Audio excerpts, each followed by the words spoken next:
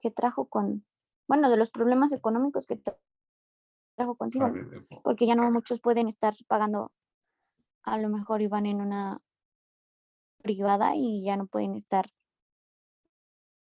pagando, porque pues yo he escuchado muchas personas escuchar que a sus hijos los meten en escuelas privadas para una educación más, pues una educación mejor, pero bueno, o sea, eso ya es entrar a otros temas, pero pues los padres prefieren meter a los niños a escuelas de paga en ciertos casos y ahorita al verse en la necesidad y no poder pagarla, pues muchos niños pues ya no están estudiando.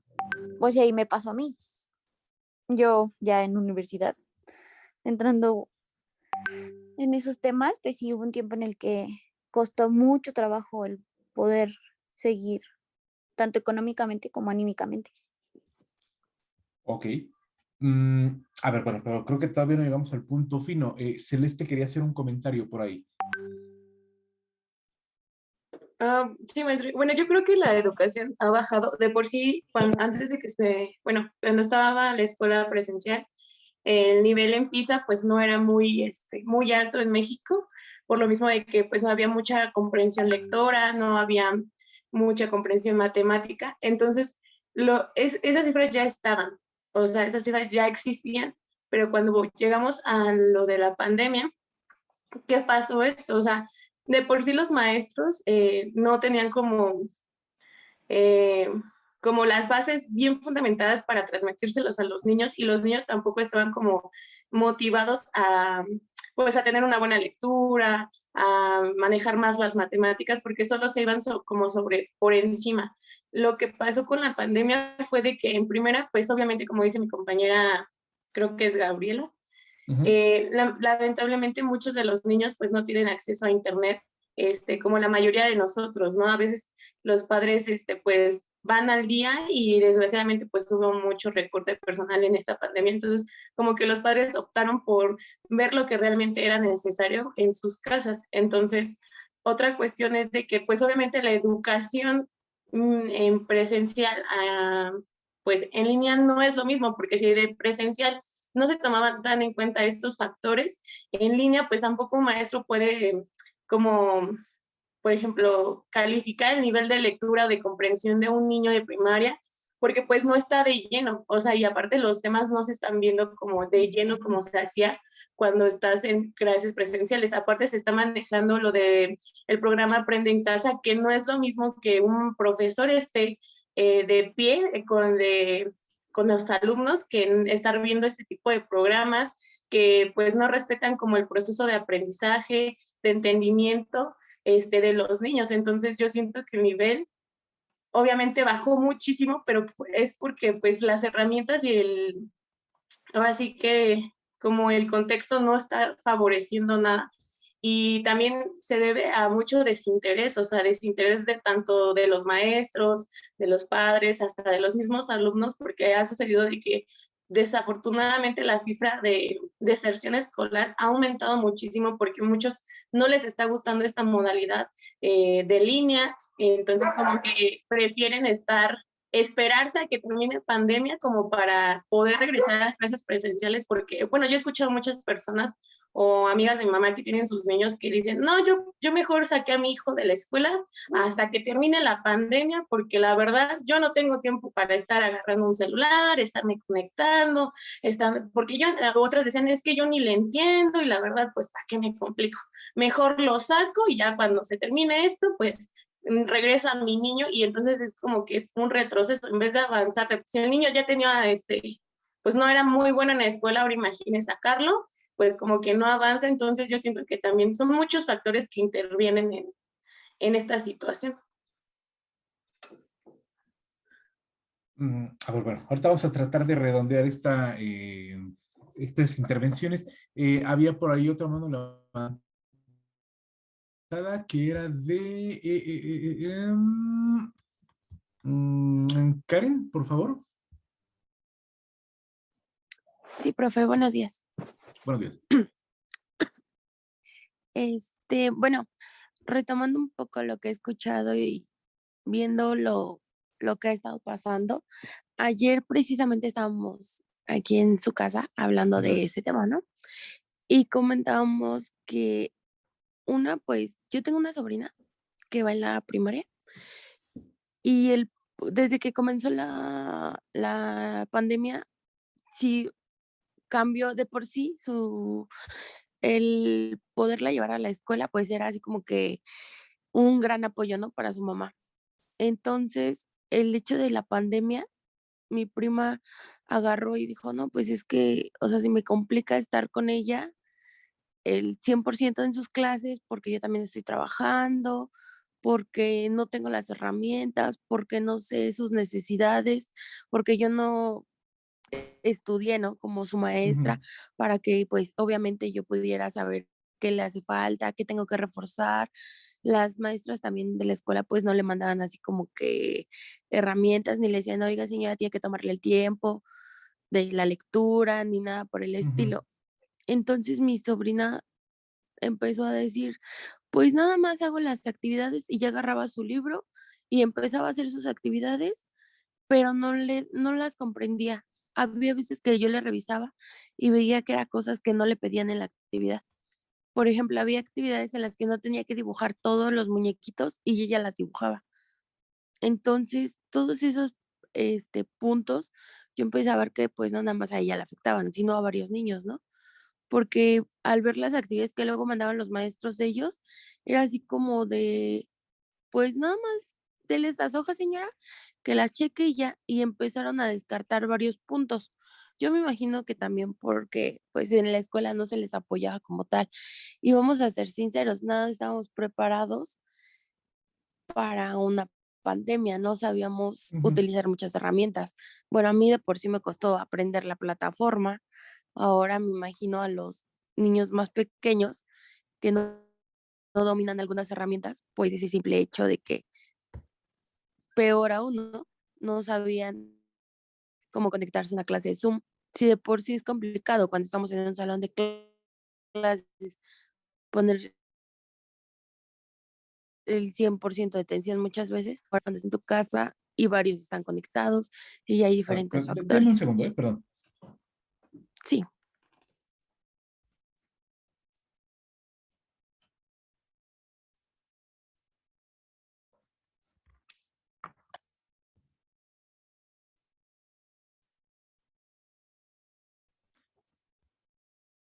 Ya, listo. A ver.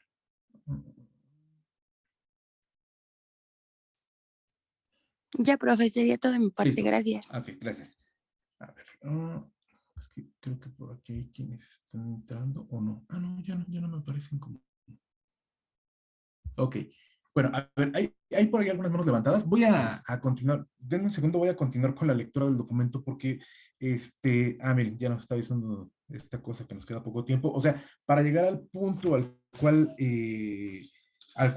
quiero justamente que lleguemos, ¿no? Que es, bueno, la relación con esta cuestión de los organismos internacionales, etcétera. A ver, bueno, continúo y ahorita le doy la palabra a alguien más, ¿no?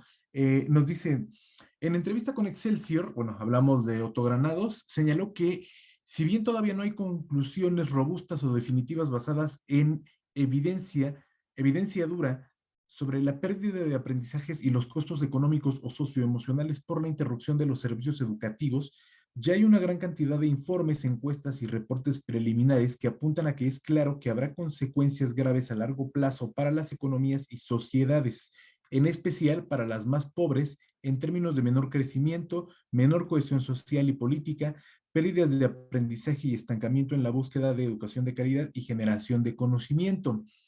Se calcula que alrededor del 95% de la población mundial ha pasado, ojo, ha pasado en algún momento por la escuela, al menos desde el punto de vista, al menos desde el punto de vista cuantitativo, había progresos observables en las tasas de cobertura en todos los países, incluido México. O sea, de qué nos están hablando? Bueno, si bien no había avance en la cuestión de la calidad, por lo menos en la cobertura sí lo había, ¿no? Dicen, bueno, por lo menos eso sí era medianamente perceptible, ¿no? La escuela se había convertido ciertamente, y es lo que nos están diciendo, en un espacio, de acuerdo a lo que ustedes justo nos comentan, ¿no? concordamos con esta percepción de Granados, en un espacio de enseñanza, aprendizaje y conocimiento, pero también de construcción de ciudadanía, civilidad y cultura colectiva, ¿no? A ver, y aquí es donde me interesa que pongamos bastante atención. Si me puede apoyar, por favor. A ver, ¿quién más está por ahí? Alexa, por favor.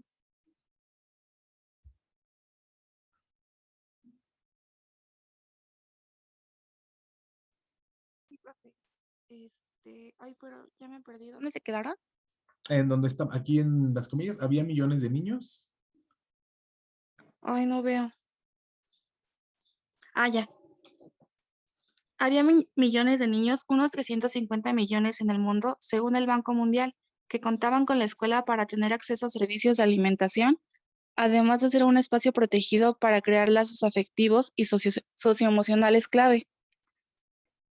Hoy todo eso se ha roto. Algunas estimaciones calculan que en todo el mundo tal vez unos 10 millones de estudiantes puede que no regresen a las aulas y 24 millones si contamos también el nivel terciario, o sea, la educación superior. La pregunta clave es ¿cuánto regresarán o más bien cómo crear las condiciones para que ello ocurra?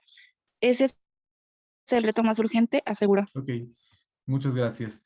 Bueno, igual vamos párrafo y párrafo. Dice, para el caso latinoamericano, citó que tal y como pronostican algunos reportes de la CEPAL, la desigualdad del ingreso a través del índice de Gini podría aumentar entre 3 y 5 puntos porcentuales por la pandemia, una cierta proporción de ello producto del cierre de las escuelas y las pérdidas de aprendizaje.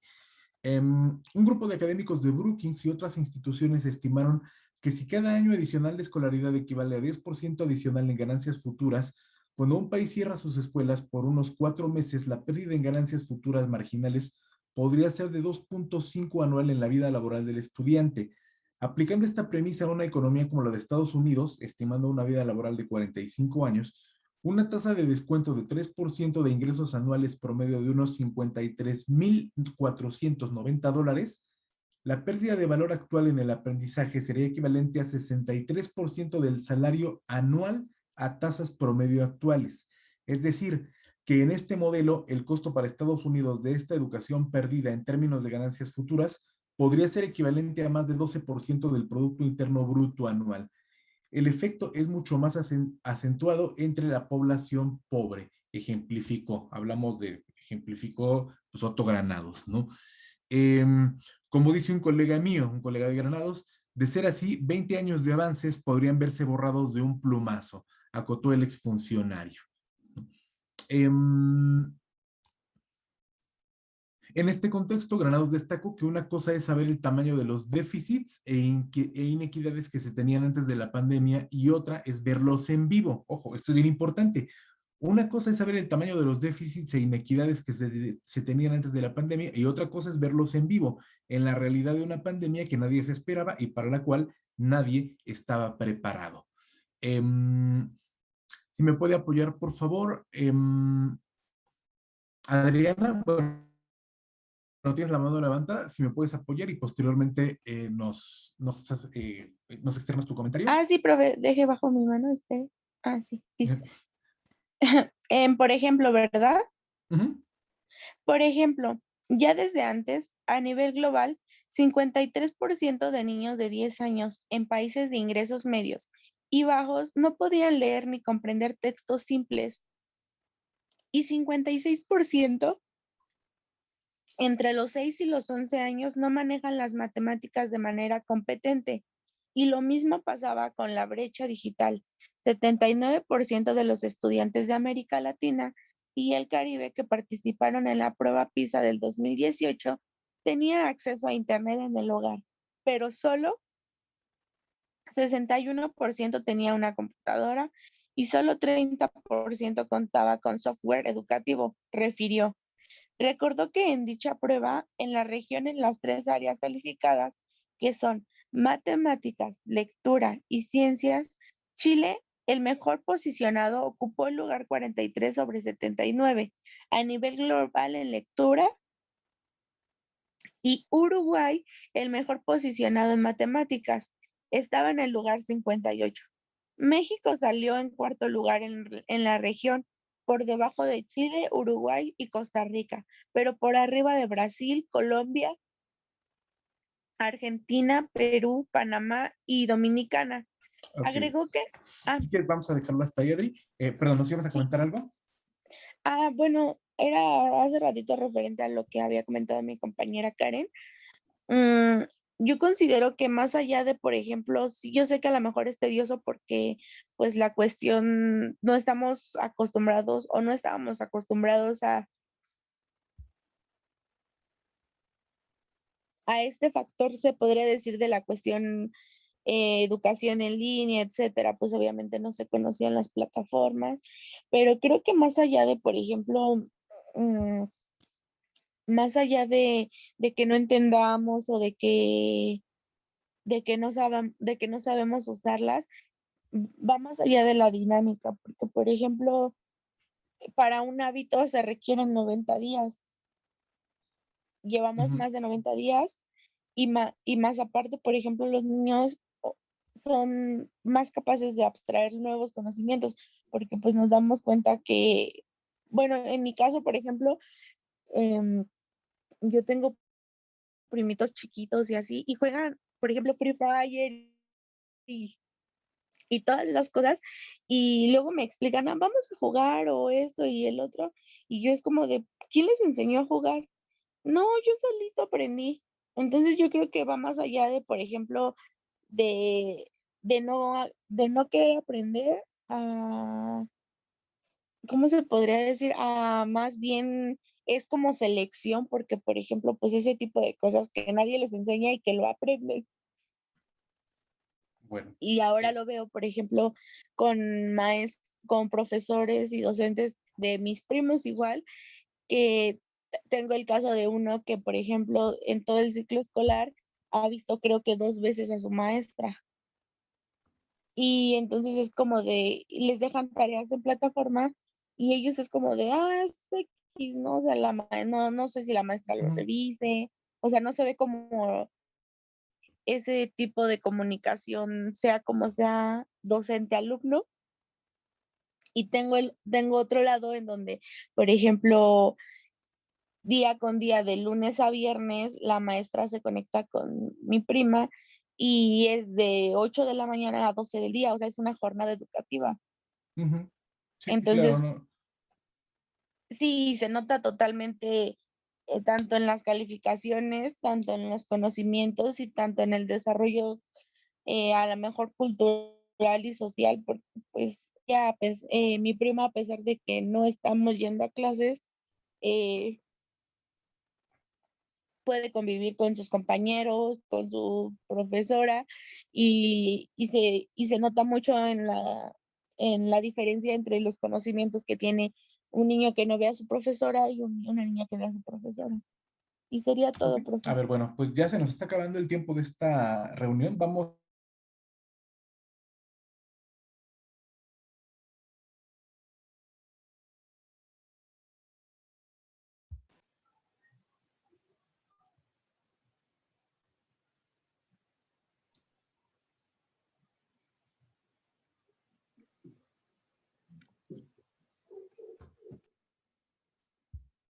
Bueno, les decía, aquí el punto o lo que, el punto fino que tenemos que ver es la relación con estos organismos de política internacional, ¿no? En este caso, el punto al que quiero llegar o el punto al que vamos a ver es esta relación, específicamente nos mencionan al Banco Mundial. Pueden apoyar prendiendo sus cámaras. ¿Por qué? Porque en este caso, bueno, ¿cuál sería la influencia del Banco Mundial, por ejemplo, en esta situación de... Sí, eso era algo que le quería preguntar, profesor, que cuál era sí, su claro. relación del banco y también, cuál era, ¿qué decía la estadística Gina o algo así? Ajá, el índice de Gini, ¿no? Ah, Exactamente, eso también exactamente, tenía duda. exactamente, ¿no? Porque básicamente, o sea, el Banco Mundial, y ahorita vamos a ver justamente una presentación en ese sentido, ¿no? El Banco Mundial lo que nos va pues vamos, lo que va a hacer, ¿no? Es, bueno, ahorita lo voy a explicar de manera como más sucinta en la presentación, pero condicionar una serie de financiamientos, ¿no? Condicionar una serie de financiamientos a los países en vías de desarrollo. ¿Para qué? Para valga la redundancia, para el desarrollo de políticas educativas a corto, mediano y largo plazo, ¿no? Sin embargo, aquí la situación es la siguiente. Pensémoslo así, ¿no? Banco Mundial presta, ¿no? Cierta cantidad de dinero a un país para el desarrollo de, no sé, infraestructura o X y el programa. Sin embargo, la gran mayoría o la gran cantidad de estos préstamos, pues en muchas cosas, en muchas ocasiones, en la gran cantidad de ocasiones, están condicionados a que pues estos recursos se vean destinados a ciertas políticas o cierta orientación de políticas educativas, ¿no? A ver, a mencionarlo de manera más clara. Déjenme compartirles por aquí un documento.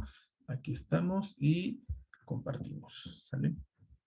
A ver, espero que ya se vea. Corríjanme si no. Sí, profe, ya se ve. Ok. Sí, ya se ve.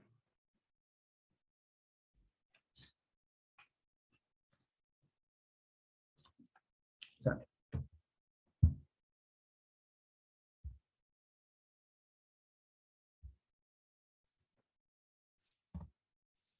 Bueno, pues en esencia, ¿qué es el Banco Mundial o qué hace el Banco Mundial? ¿No? Diríamos, el Banco Mundial va a ser una organización de carácter financiero internacional, ¿no?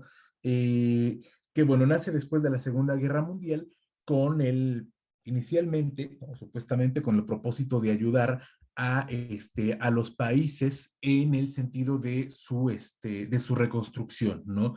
Si recuerdan, por ahí se firmó después de la Segunda Guerra Mundial, esto que se llamó, en el contexto de la Guerra Fría, ¿no? Estos dos tratados, la OTAN, ¿no? El Pacto de Varsovia, previa a la firma de la OTAN, o previa a la conformación del Pacto de Varsovia, previa a la conformación de la OTAN, ¿no? Nace bueno, si así lo buscamos en internet, así lo vamos a encontrar, la Conferencia Internacional de Bretton Woods, ¿no? En esta conferencia, básicamente lo que se hace es que los países vencedores en la Segunda Guerra Mundial, ¿no? Las potencias, las potencias, es decir, las La potencias triple entente. aliadas, ¿no? Bueno, lo que fue la triple entente en la primera, ¿no? Si recuerdan, lo que fueron los aliados en la segunda, hablamos de Gran Bretaña, Francia, Estados Unidos, ¿no? Exceptuando lo que fue la Unión Soviética, porque, bueno, vino la fractura esta que posteriormente derivó en la Guerra Fría, pero básicamente estos países centroeuropeos, junto con Estados Unidos, dicen, bueno, vamos a tratar de iniciar un fondo de reconstrucción, ¿no? Para apoyar a los países de Europa Occidental, ¿no? En este trabajo de reconstrucción y de infraestructura, ¿no? Insisto, esta fue la intención inicial del Banco Mundial, ¿no? No obstante, bueno, la filosofía del Banco Mundial fue cambiando con el devenir del tiempo y lo que hace actualmente, ¿no? Y esta filosofía se aceleró después de la década de los 80s, ¿no? Después de la caída del muro de Berlín, ¿no? Es, bueno, el otorgar préstamos con intereses supuestamente bajos, ¿no? Esto, vamos a ponerlo así, vamos a entrecomillarlo, ¿no? A otorgar préstamos, donaciones, igual entre comillas, ¿no? A países en desarrollo, para que estos préstamos sean invertidos en cuestiones educativas, de salubridad, decíamos, de infraestructura, de desarrollo, de financiamiento, ¿no? Y bueno, de gestión en diversos ámbitos de desarrollo, ¿no? ¿Y quién controla el Banco Mundial, profesor? Bueno, ¿cómo funciona? Esa es la cuestión, esa es una cuestión bien interesante, ¿no? Que vamos a ver más adelante, justo, ¿no? Bueno, hacia allá vamos, ¿no? ¿Cómo es que funciona el banco, ¿no? ¿O cómo es que funciona este organismo? Bueno, esto es bastante complejo. ¿Por qué? Porque el Banco Mundial justamente tiene una filosofía de carácter cooperativo, ¿no? Pero aquí estamos, ¿no? Esta cooperativa está representada por una junta de gobierno, ¿no? Por una junta de gobierno en la cual hay representantes de cada país. Generalmente los representantes de cada país son los ministros de finanzas, o en lo que en nuestro país serían los secretarios de Estado en lo relativo a finanzas, ¿no? Vamos, el caso mexicano, pues los secretarios de Hacienda, secretarios de Economía, ¿no? Mira, ahí está, ¿no? Por lo general, ¿no? Pues estos miembros del Banco Mundial son los ministros de Finanzas o de Desarrollo de los países miembros, ¿no? Ahí hay una junta, digamos, esta réplica de lo que fue Bretton Woods, ¿no? Hay reuniones generales del Banco Mundial una vez al año, pero este Banco Mundial funciona muy de la mano con otro organismo internacional que es el Fondo Monetario Internacional, ¿no? Es una mancuerna muy, muy fuerte, Banco Mundial, Fondo Monetario Internacional y otros organismos regionales, como lo que en el caso latinoamericano es la CEPAL, ¿no? La Comisión Económica para América Latina y el Caribe. Bueno, a ver, vamos a empezar a distinguir lo que es el Banco Mundial y el Fondo Monetario Internacional, ¿no? Si alguien me puede apoyar, por favor, con la lectura de esta lámina. Sí, profe. Dice... ¿Sí? Sí, adelante, adelante. Ok. Diferencia entre el Banco Mundial y el Fondo Monetario Internacional. Ambas instituciones fueron creadas en una conferencia internacional en Bretton Woods, New Hampshire, Estados Unidos, en junio de 1944. Ambas son controladas y financiadas por estados miembros, más de 180 estados, con algunos estados dando más dinero y recursos y por lo tanto ejerciendo una mayor influencia en la toma de decisiones. En Estados Unidos es el país con mayores acciones, me imaginaba. El trabajo del Fondo Monetario Internacional es el de proteger el comercio internacional. El del Banco Mundial es promover el desarrollo económico. Bueno, aquí creo que ya nos damos una idea global, ¿no? De la estructura, de la diferencia, ¿no? Mientras que mientras que la labor del Banco Mundial es la promoción de desarrollo, el trabajo del Fondo Monetario es la de la protección del comercio, ¿no? En términos globales. Pero, a ver, aquí creo que si no me recuerdo es la siguiente. No, todavía no. Bueno, pues el Banco Mundial tiene, digamos, filiales o tiene oficinas, ¿no? En 109 países. Bueno, tiene un grupo bastante robusto de empleados. Digo, esto nada más para efectos de información, ¿no? Pero aquí, ¿no? Estas siguientes láminas creo que son bastante ilustrativas al respecto, ¿no? Vamos a entender esta como la estructura del Banco Mundial, ¿no? El Banco Mundial está soportado por estos como subbancos, vamos a llamarles así, ¿no? El BIRF, ¿no? El Banco Internacional de Reconstrucción y Fomento, la Corporación Financiera Internacional, el Organismo Multilateral de Garantía de Inversiones y el Centro Internacional de Arreglo de Diferencias Relativas a Inversiones, ¿no? O sea, cada una de estas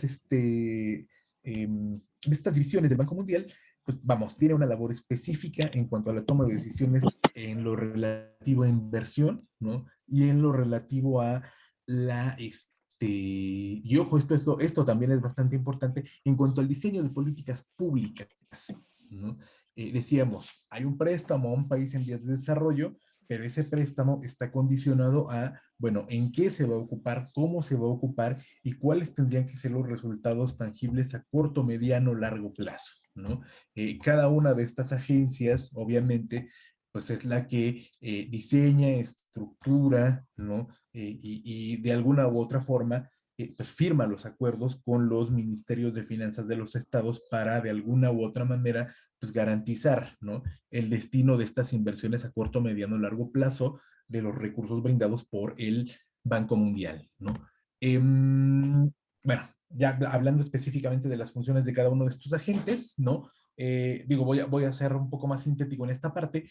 El BIRF, ¿no? El Banco Internacional de Reconstrucción y Fomento, tiene como objetivo, ¿no? Bueno, aquí de manera muy sintética, nos dice lograr la reducción de la pobreza en los países en vías de desarrollo y de mediano ingreso Aquí es donde creo que tenemos que ser muy atentos a esto, con capacidad crediticia, ¿no?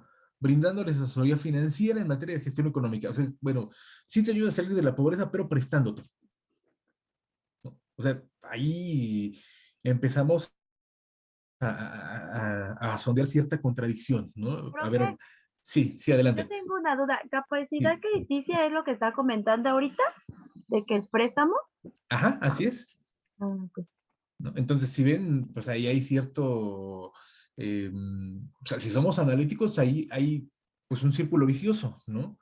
Entonces, bueno, sí te ayudo, pero te presto, pero al mismo tiempo al prestarte te digo en qué lo tienes que invertir. Entonces, pues hay una, Lo digo, condiciona, exactamente, exactamente. Hay un condicionamiento, condiciona. ¿no? Hay un condicionamiento y pues al no haber libertad para el manejo de los recursos, es una de las críticas que se hacen a la función del Banco Mundial, ¿no? Y de otros organismos. Bueno, hablábamos de otro de los subbancos, ¿no? La Asociación Internacional de Fomento, ¿no? Bueno, voy a brincarme esto de los miembros y de su creación, ¿no? Básicamente la Asociación Internacional de Fomento pues proporciona recursos para la construcción de servicios básicos, ¿no? O sea, hablamos de educación, de vivienda, entre otros, ¿no? O sea, si ve la línea es bastante similar, ¿no? Sin embargo, vamos a entender que cada una de estas subagencias pues, está destinada a ciertas líneas de acción en específico. Esa sería la diferencia en sí. En el caso de la Corporación Financiera Internacional, bueno, digamos, hay ligaduras, ¿no? Esta Corporación Financiera Internacional establece vínculos entre el sector público y el sector privado a través de fundaciones, de asociaciones civiles, etcétera, ¿no? Si alguien me ayuda a leer nada más la parte de abajo, el punto último, Yo, profe, si quiero. por favor. Dice, dentro de sus funciones se encuentra el otorgar préstamos a largo plazo, así como dar garantías y servicios de gestión de riesgo para sus clientes e inversionistas. Perfecto, gracias. Gracias, Perla. Entonces, si ven aquí ya nos hablan bueno, de una subagencia del Banco Mundial, pero que lo que está haciendo es, bueno, otorgar préstamos, sí, pero a través de vínculos de gestoría entre el sector público y el sector privado, ¿no? Y bueno, hablamos de un cuarto caso, el Organismo Multilateral de Garantía de Inversiones, ¿no? Igual, ¿no? Bueno, gran cantidad de los países miembros del Banco Mundial están también dentro de este rubro, ¿no? Y bueno, pues su intención esencial es promover extranjera en países subdesarrollados, ¿no?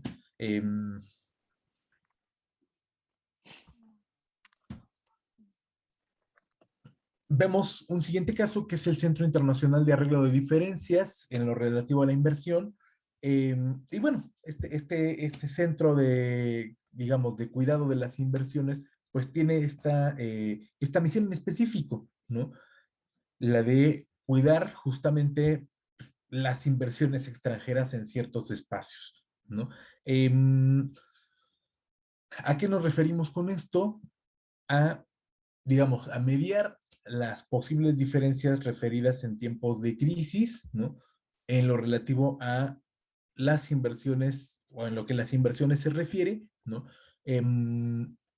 Para tratar de mediar conflictos económicos entre dos o más economías cuando hay tiempos de disparidad económica.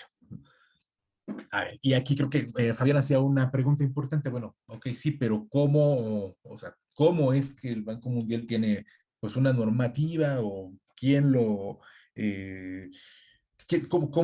sea, cómo se llevan las riendas, ¿no? De este tipo de organismos internacionales? Si me pueden ayudar a hacer lectura de esta lámina, por favor.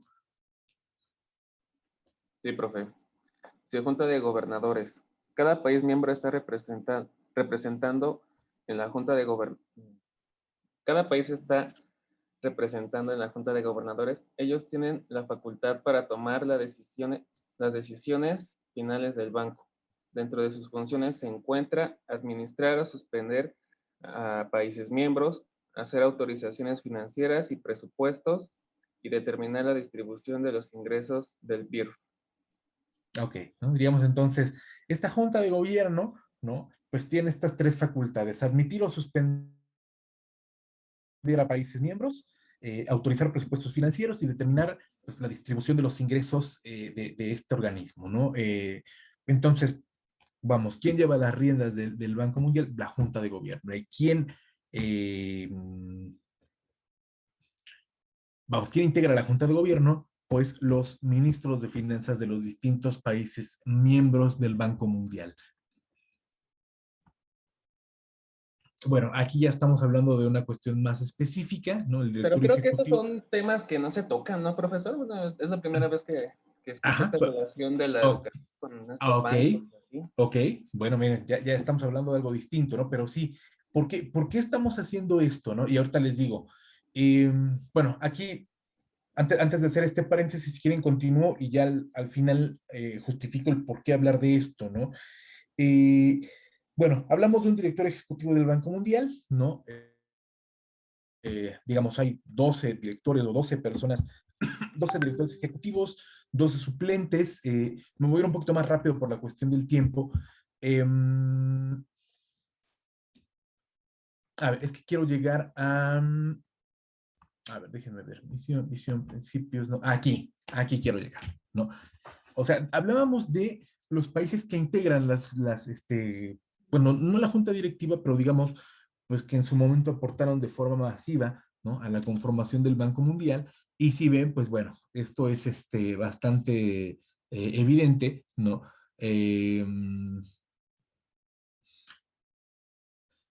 Bueno, si ustedes ven, pues ahí Sí, es encontramos a las impresionante la economías cantidad. a las economías más fuertes a nivel global, ¿no?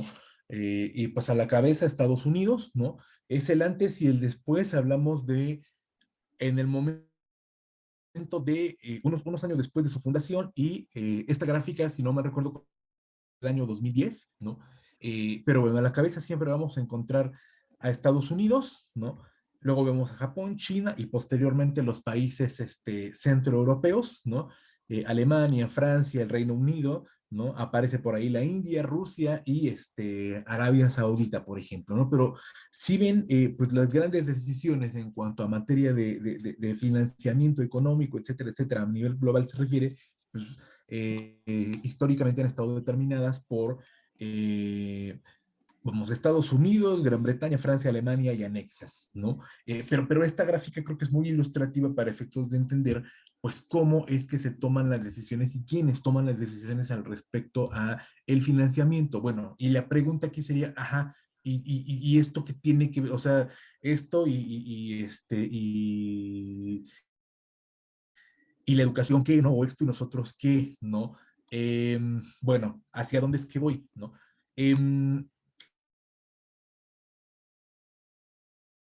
Estamos, ¿no? Digo, ya no me voy a detener tanto en la lectura de las láminas, ¿no? Creo que ya es bastante visible lo que dicen, ¿no? Pero justo el sentido de estos préstamos, ¿no?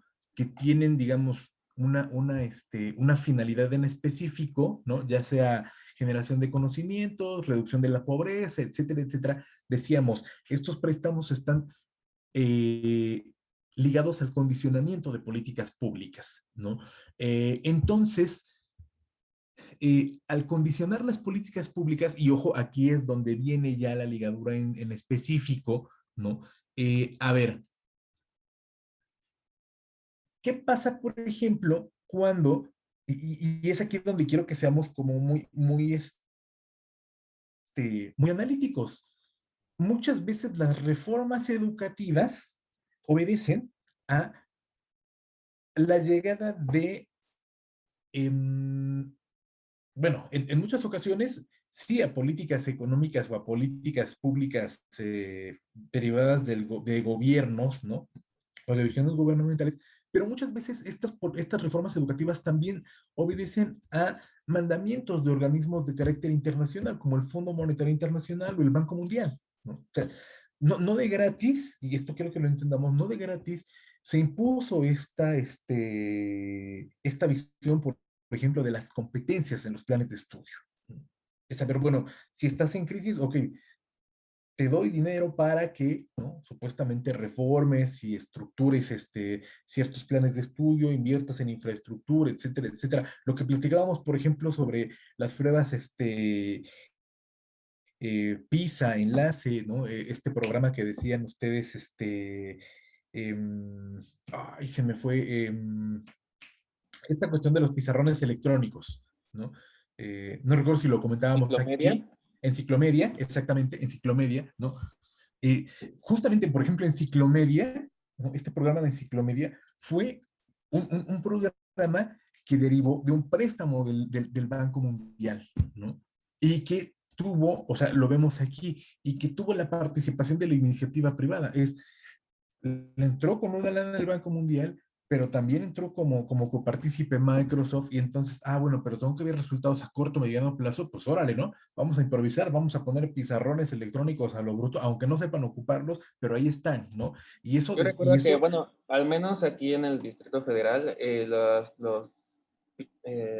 estos pintarrones de Ciclomedia estaban llegando hasta nivel medio superior, hasta bachilleratos, pero ahora sí que pues perdí el hilo de eso, porque a mí sí me tocó, por ejemplo, en el último grado de primaria y el primer grado de secundaria, pero después tuve un cambio de casa, y ya donde me fui a vivir ya no existía nada de eso, y ya de ahí yo perdí el hilo de qué pasó con eso, si lo seguían usando o si actualmente lo siguen usando. Pero exacto, o sea, si ven, esa política pública, ¿no? No tuvo un carácter permanente, ¿no? O sea, ya no sabemos si lo siguen usando, si no lo siguen usando, o por lo menos en las primarias, hoy, no es algo que tenga una continuidad, ¿no?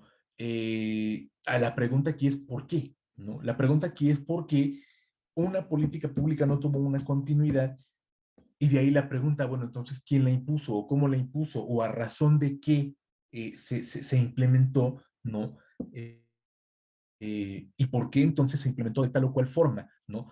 Por eso, por ejemplo, nos dice aquí esta lámina, ¿no? Las críticas al Banco Mundial y al Fondo Monetario cubren, pues, una gran gama de temas, pero, pues, por lo regular van dirigidas hacia cómo el Banco Mundial y el Fondo Monetario influyen en la implementación de políticas públicas, ¿no? O sea, sí, quiero ver resultados inmediatos, pero ¿qué tanto el ver resultados inmediatos impactan en, pues, en quienes son directa o indirectamente influenciados en la implementación de estas políticas, ¿no? Por ejemplo, ¿no? En este ámbito de cooperación entre iniciativa pública y privada, ¿no? Estos son dos casos, ¿no? Se ha favorecido la exportación de residuos peligrosos o tóxicos en países de desarrollo, y se ha favorecido la reubicación de industrias contaminantes en países industriales en desarrollo, ¿no? Digo, esto hablando de ámbitos más allá del educativo, ¿no? Pero a ver, aquí me voy a detener en la cuestión de la presentación. Ahí estamos. Insisto, entonces, el sentido de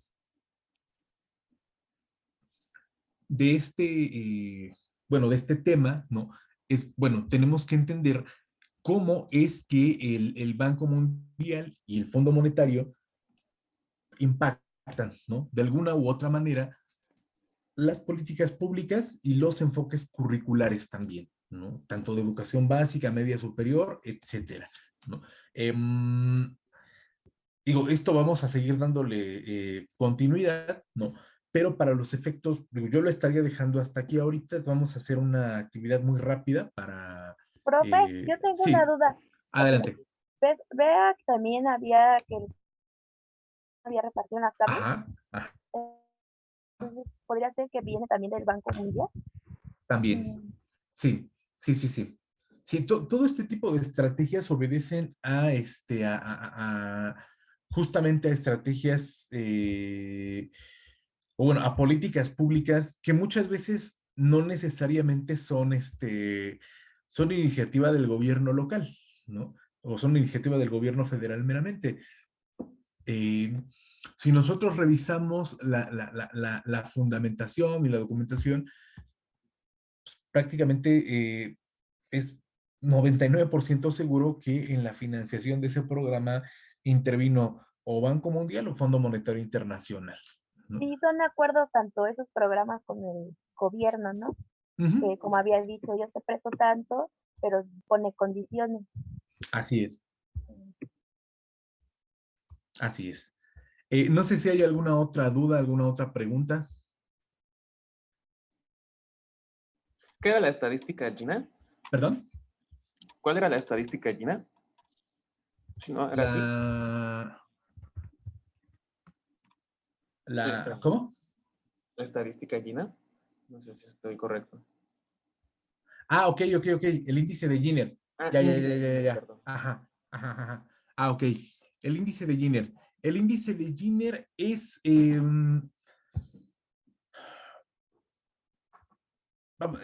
a ver, para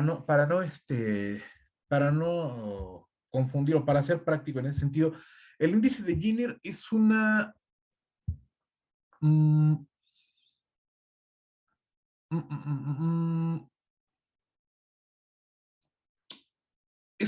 es que para no decir índice otra vez, ¿no? Es una tasa, ¿no? Generalmente vamos a entenderla como la tasa global de medición de la pobreza, ¿no? A nivel mundial, o la tasa global de medición de desarrollo, ¿no? Digo, aquí pues, sería un poquito complejo extenderse a la hora de explicarlo, pero generalmente, pues, el índice de Gini lo que dice es medir la tasa de desarrollo global de un país en contra de la tasa de población que tiene un nivel de desarrollo por debajo de la media, ¿no? Y por ahí se establece un nivel estadístico y digo, bueno, si el índice de Gini, o si ese índice o si ese decil, ¿no? Rebasa cierto porcentaje, te soy honesto, no recuerdo exactamente cuál, pues bueno, se puede decir que el país está en cierta estabilidad, ¿no? Socioeconómica. Si está por debajo de ese decil, ya se considera un país con bajo desarrollo económico, con medio desarrollo económico, ¿no? Pero el índice de Gini lo que trata de hacer es establecer una comparativa entre nivel de desarrollo social, nivel de desarrollo económico. Gracias, profe. Ok, ¿alguien más?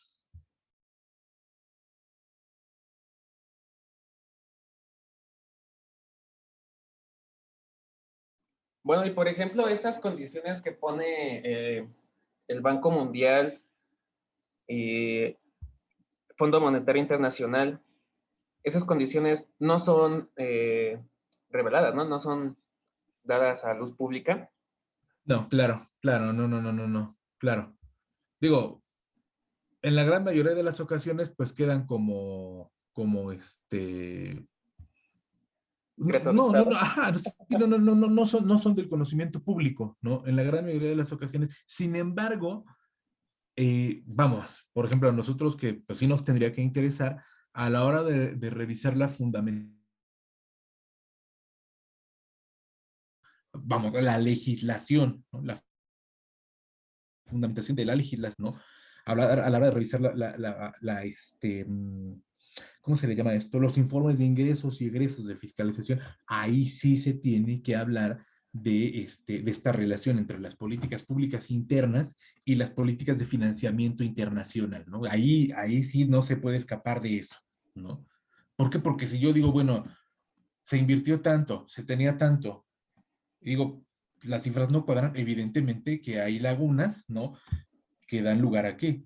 Pues a evidenciar mal manejo de recursos públicos, ¿no? Y pues eso sí no lo podemos, o sea, eso sí un gobierno no lo puede evidenciar tan fácilmente, ¿no? O sea, no puede tapar el sol con un dedo tan fácilmente, ¿no? Hablando y por eso también, ¿no? En décadas recientes ha sido, pues, una exigencia esta cuestión de la transparencia de los organismos públicos vinculados a la rendición de cuentas, etcétera, ¿no? Y si, bueno, y si yo hago mi memoria, si también usted me ayuda, creo que esta iniciativa de, como decía mi compañera Lupita Rendón, lo de las tablets que dio el PRI o la enciclomedia, creo que todo eso fue iniciativa por, la pelea por la presidencia, ¿no? Esas tablets fueron entregadas antes de que Peña Nieto fuera presidente. Y este servicio de enciclomedia fue, creo, también cuando Calderón se estaba postulando. Enciclomedia, bueno, Enciclomedia viene desde los tiempos de Vicente Fox, ¿no? Creo que sí, Sí, cierto, sí, de Enciclomedia Fox. viene desde los tiempos de Vicente Fox. Y con toda esta cuestión de la digitalización, etcétera, etcétera, pues bueno, llegó un punto, digamos, de auge, ¿no? En el gobierno no de auge, más bien de continuidad con Peña Nieto, ¿no? Pero sí, o sea, vamos a establecer una relación, ¿no? Vamos a establecer una relación, sin embargo, pues digamos, hay con respecto a lo que preguntas, ¿no? Tanto uno como el otro gobierno, pues, aprovecharon estos programas, ¿no? O de cierta manera sí se llegaron a aprovechar Se estos programas beneficiaron. para beneficiarse electoralmente de los mismos, ¿no? Digo, eso ya es un debate aparte, ¿no? Pero, insisto, aquí lo que quiero que entendamos es cómo exactamente sí hubo un apoyo internacional para la construcción de estos programas, eso no lo podemos dejar en duda. Sin embargo, bueno, insisto, al punto al que voy, cómo los organismos internacionales influyeron para la generación de los mismos, ¿no? Y recordemos, tanto en el gobierno foxista, fíjense, o sea, el gobierno foxista establece una reforma educativa, ¿no? El gobierno calderonista establece también su propia reforma educativa, ¿no? Y el gobierno peñista hizo lo propio. O sea, si bien hemos estado reforma tras reforma tras reforma, y ahorita lo vemos otra vez, ¿no? Es decir, no hay una estabilidad en cuanto a la política pública y en cuanto al diseño de una política educativa. ¿Por qué? Porque se combinan intereses locales, Políticos. particulares e internacionales, ¿no? De carácter político. Entonces, o sea, porque muchas veces dicen que tiene que ver la política con la educación. Claro que hay una relación, claro que hay un vínculo, ¿no? Entonces, en la que hay una tríada política, economía, educación, que a final de cuentas impacta en el logro o no de aprendizajes, ¿no? Hablamos tanto de nivel básico como de nivel medio superior, superior, etcétera, ¿no? Pero bueno, a ver, denme un segundo para poder habilitar este asunto de la asistencia y vamos a hacer una actividad muy sencillita que espero que resulte de utilidad para que, a ver, déjenme ver. Ahí estamos. Aquí.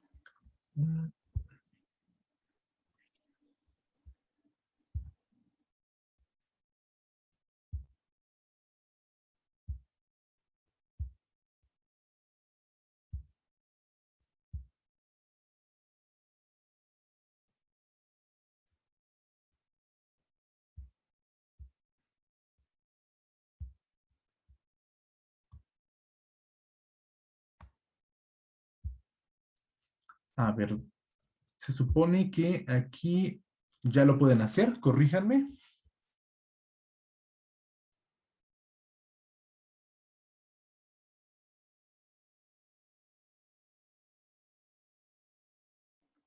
Según esto ya aparece el apartado. Sí, ya se puede. ¿Listo? Perfecto.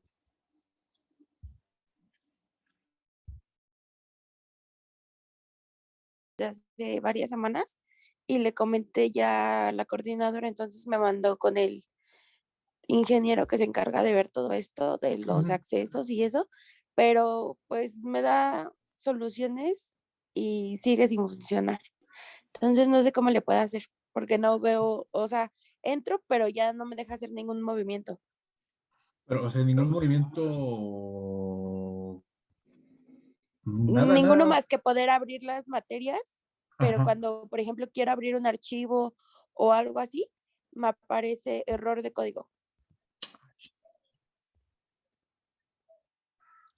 Entonces le había comentado a la maestra Sharon el día viernes igual, y ella me comentó que en otros grupos que tiene le ha pasado situaciones similares.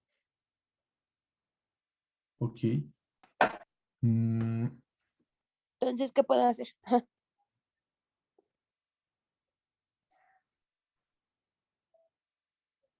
a ver. Sí, qué bueno que me lo comentas.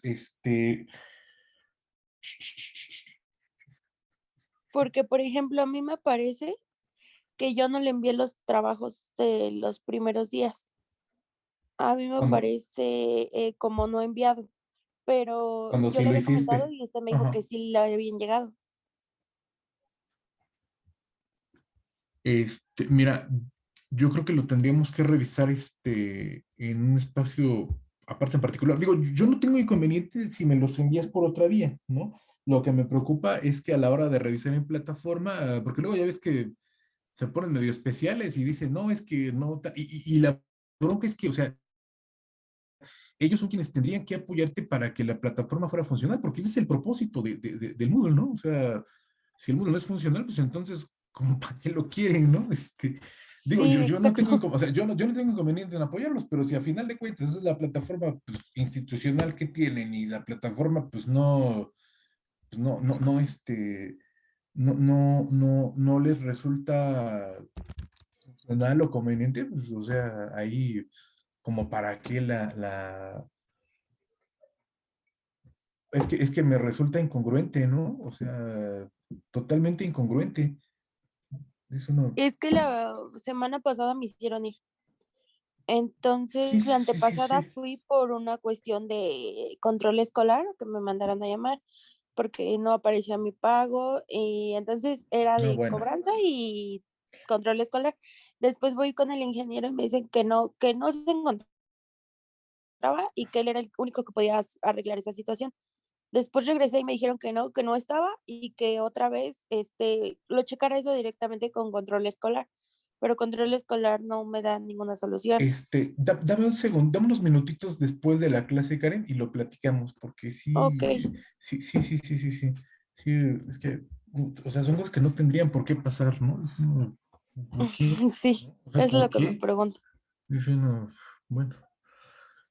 Ok, a ver, antes de es que yo creo que este asunto de los QR, no, ya no nos va a dar chance.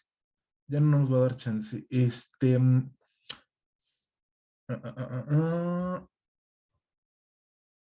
A ver, bueno, no, ya no nos va a dar oportunidad de hacer esto que quería hacer para el día de hoy. Em, a ver, les comento. Bueno, ¿cómo va a estar el asunto de las calificaciones, no? Para que aprovechemos los minutitos que nos quedan. Em, yo espero tener sus calificaciones en el transcurso de... No, hoy no. No, yo creo que hoy no. No, ¿para qué les digo? Porque si no, luego ahí van a estar a las tantas de la noche. Oiga, mi calificación. No, no, no. No, ¿para qué les digo, no? ¿Para qué les prometo si a la hora de la hora no?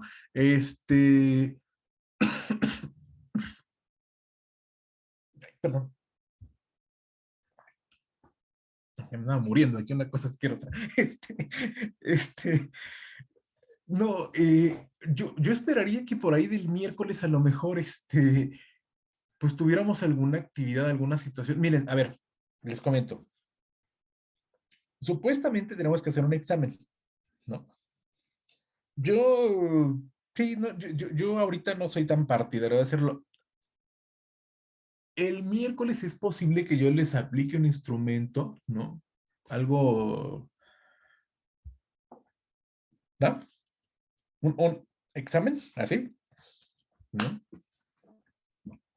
Eh, obviamente no tendría valor en la evaluación, ¿no? Digo, esto para efectos, pero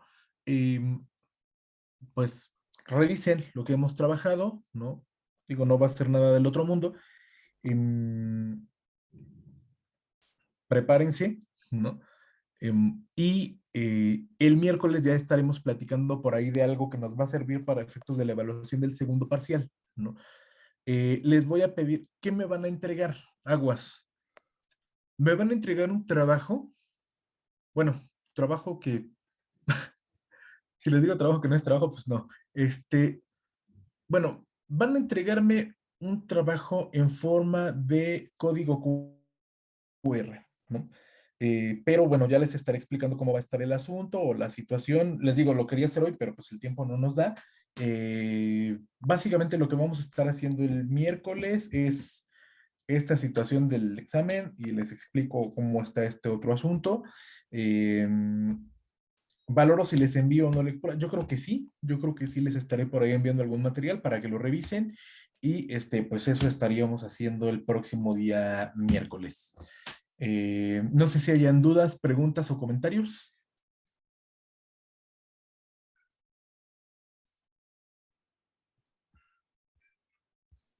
Profe, o sea que esta semana estaría prácticamente evaluando. En esencia. Ah, ok. Bueno, Sí, porque gracias. de hecho es la que nos marca el calendario como semana de evaluaciones, ¿no? Ajá,